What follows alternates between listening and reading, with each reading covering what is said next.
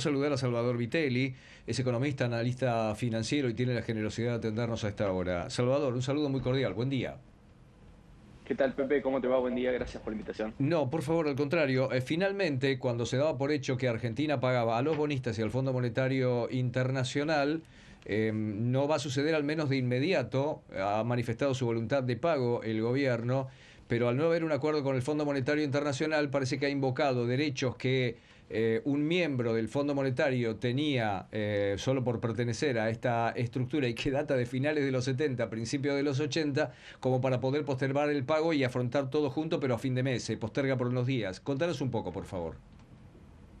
Sí, es exactamente así. Argentina ya ha hecho uso de este derecho en marzo de este año también, y bueno, en junio reciente lo ha también usado ese derecho de poder condensar todos los vencimientos del mes al último. ¿Esto por qué lo hace? Que esa es la pregunta radical.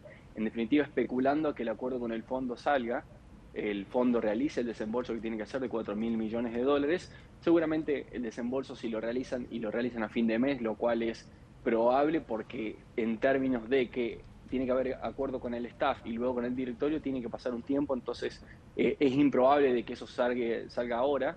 Entonces se condensa a fin de mes para que luego el fondo haga el desembolso, seguramente neteado de los pagos que tenemos que hacer, que son por 2.700 millones de dólares, se haga el desembolso neteado y Argentina tenga alguna holgura, algún refuerzo en el término de reservas que actualmente están en torno a los 5.450 millones de dólares negativas.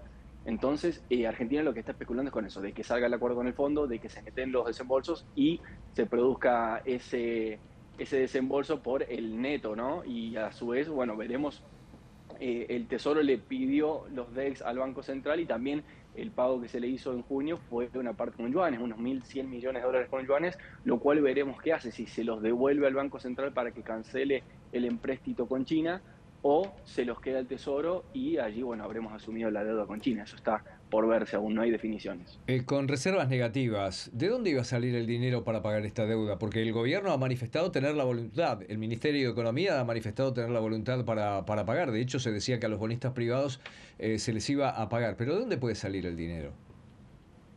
Bueno, el principal origen, o por lo menos el que se está apuntando también en versiones oficiales, son los yuanes. Si uno resta de las reservas los pasivos que tiene, termina dando de que el mayor probable o el mayor origen de fondos que podríamos llegar a estar teniendo sin perjudicar demasiado a algunos ahorristas, algunas cuentas privadas, son los yuanes. En definitiva, pedir esa deuda a China para que nos financie con esos yuanes. Por ejemplo, en el fondo se convirtieron a DEX, se le dio los yuanes al fondo, el fondo los distribuye entre sus mismos socios. Y para el pago de cupones, allí puede haber tres tipos de estrategias. Se les puede dar esos yuanes al fondo para que el fondo nos otorgue DEX y a partir de allí pagar los cupones. Se puede utilizar esos yuanes en el mercado secundario para comprar títulos de deuda en yuanes y revenderlas contra dólares. Allí tiene algunos memones en cuanto a profundidad de mercado. O si no, la otra, que es algo más compleja y requeriría algo más de tiempo, es pedirle al Banco Popular de China la conversión de yuanes a dólares para con esos dólares poder pagar los cupones que son de 1.000 millones de dólares, ahora vencedores el domingo, que se pagan el lunes que viene. Salvador, hay bastante opacidad respecto del tema de los yuanes. ¿Cuántos son los yuanes con los que se cuentan? ¿Cuántos están autorizados? Si esa autorización del Banco Central de China finalmente llegó, ¿qué conlleva esa autorización? Y si no hay un límite, porque ya se han utilizado yuanes también para otras operatorias por parte del Banco Central.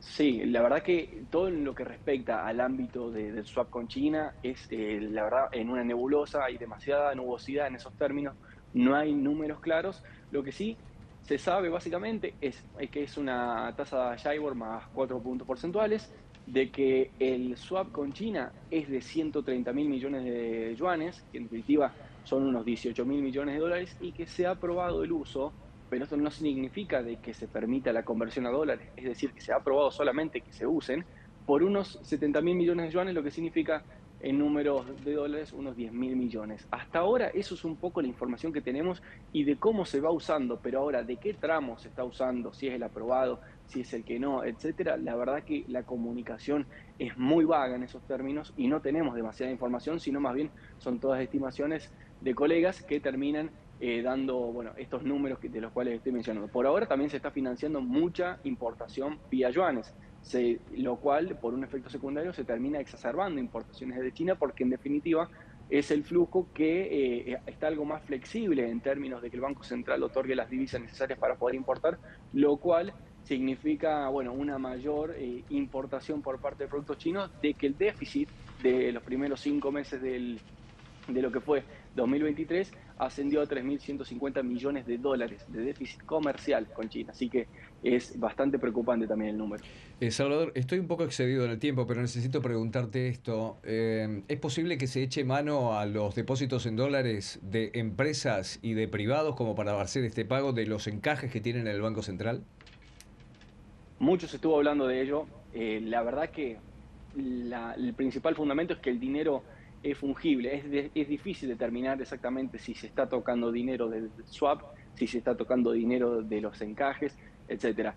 Para intentar no llevar pánico, en definitiva, si bien las reservas netas son negativas, cuando el fondo realice el desembolso deberían estar subiendo, aunque sea un poco. La verdad que en esta situación es bastante frágil lo cambiario en términos del Banco Central, por lo que genera ciertas dudas, y es normal que despierte ese viejo recuerdo que tenemos todos los argentinos en cuanto a confiscación de depósitos.